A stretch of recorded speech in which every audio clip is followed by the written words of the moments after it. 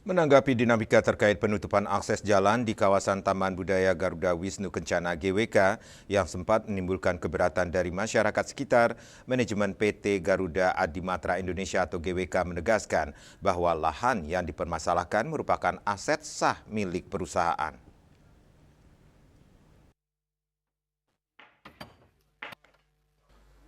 Hal ini dipastikan melalui proses verifikasi bersama di kantor wilayah BPN Provinsi Bali, di mana sejumlah bidang tanah yang selama ini difungsikan sebagai badan jalan ternyata masih berstatus sebagai aset kepemilikan PT Garuda Adimatra Indonesia.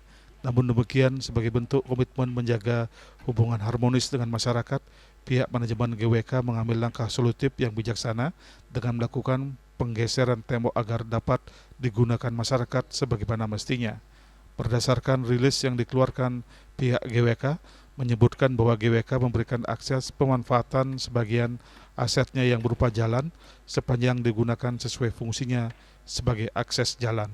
Langkah nyata itu merupakan bentuk penyelesaian yang mengedepankan kearifan lokal, komunikasi efektif, kolaboratif, dan bijak dari manajemen GWK, sekaligus menegaskan komitmennya untuk terus menjaga keharmonisan dengan masyarakat sekitar kawasan dan memastikan keberlanjutan pengelolaan kawasan wisata budaya yang menjadi ikon Bali dan Indonesia.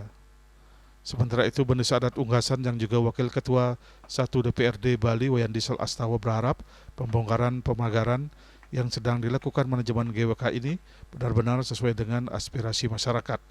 Diesel menegaskan posisi tembok yang akan dibongkar hingga kini masih belum jelas. Ia kembali menekankan agar pembongkaran dilakukan tepat pada titik yang diharapkan masyarakat. Tim Liputan melaporkan.